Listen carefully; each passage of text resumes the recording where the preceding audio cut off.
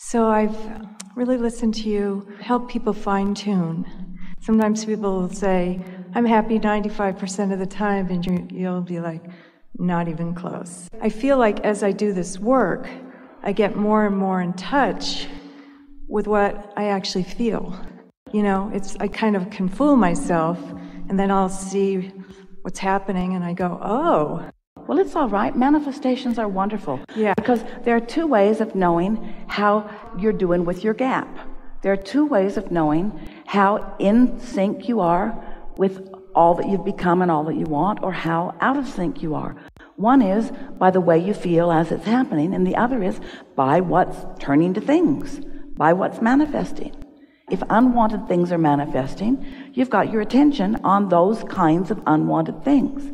And that unwanted thing that is manifesting right now, when you look at it, gives you an emotion that you should be able to recognize as a pretty familiar emotion. Yes. So when you look at something and you feel an emotion and you say, oh, this is a familiar emotion, then your logic tells you, and that holding myself consistently in that vibration is the reason that these thoughts turn to these things. Yes. So what I'm wondering is what I've seen you do. And every single time we're interrupting you, it's yet another gift of clarification for you. Yes. It's never punishment about your wrong thought. It's just affirmation of your thought. No judgment about the rightness or the wrongness of the thought, just affirmation of what it is. And if you don't like how it's turning out, think different thoughts. Yes. But not easy to do, especially when you're standing in the middle of stuff. So you got to do it first thing in the morning before there's much momentum going. Okay. You want to meditate more and quiet your mind. You want to find the things that are easy to feel good about and focus on those more. You want to get out of problem-solving mode. Give it up. It's the way humans justify their existence, and it never works, so give it up. Cash in your problem-solving mode for your appreciation-looking mode. It will serve you much better. We'll listen to the details. Well, it's not so much details as what I've loved with some people is I've seen you kind of help tune them. It's like you take a subject and just sort of just gently, with so much care, just take them into a place so they can just feel what it is you're talking about.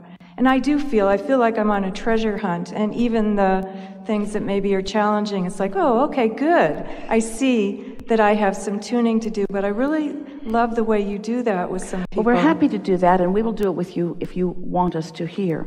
But we want to say something that is really important to the unfolding of this conversation.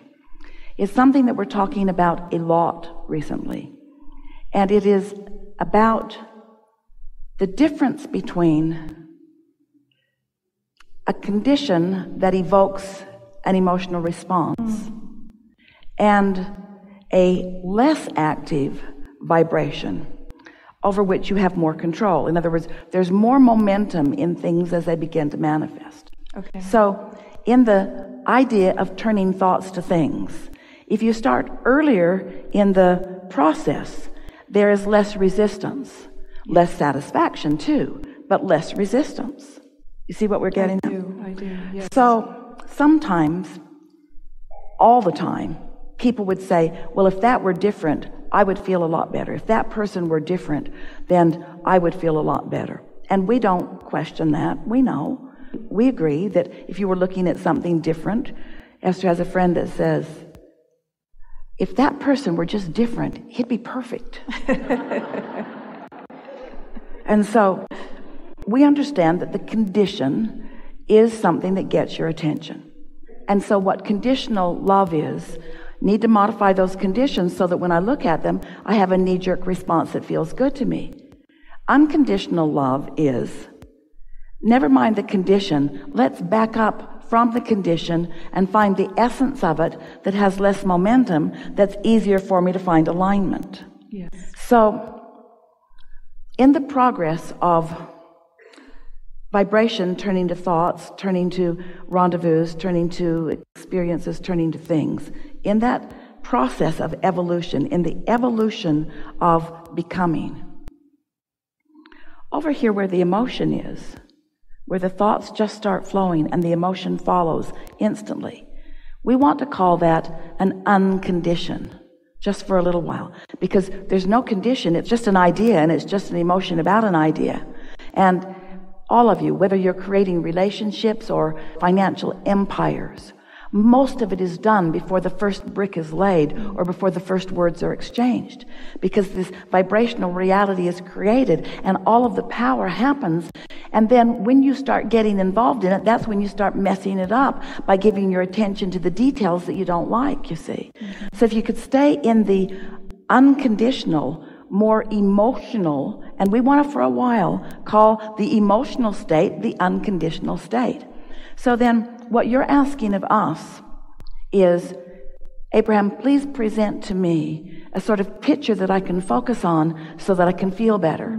And we say, that's still pretty conditional, because you're wanting us to create something that you can respond to, where what we're wanting you to do is care so much about feeling good that you're willing to feel around until you find it. And what that means, oh, this is such a leading edge conversation. What that means is, you're going to feel your way into alignment, just like Esther did in those 9 months that she was meditating. She could feel when her mind was wandering and that state of detachment wasn't there.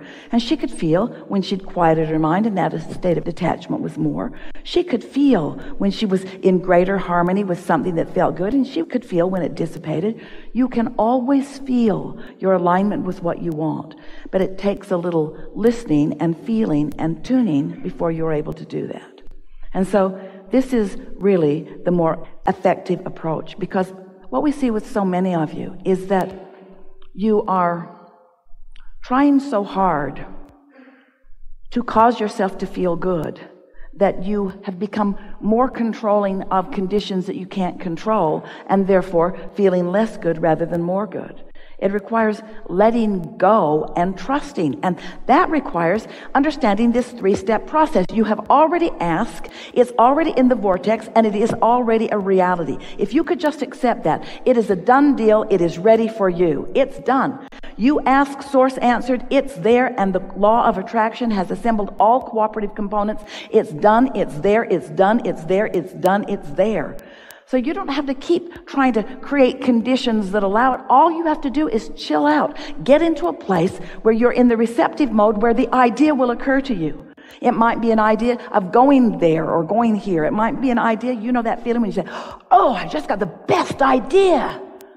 In other words, it doesn't matter what you've been doing. You know something more now than you've ever known before. Yes. You are different now as a result of this conversation that we've been having for 1 hour. Yes. You are different right now. You have a different vibrational frequency. Your point of attraction is different. You're different under the universe. Your path of least resistance has become less resistance. Your path of more allowing has become more allowing. You are in a more receptive mode right now than you've ever been. Don't go back and regurgitate those old statements about things that don't apply right now.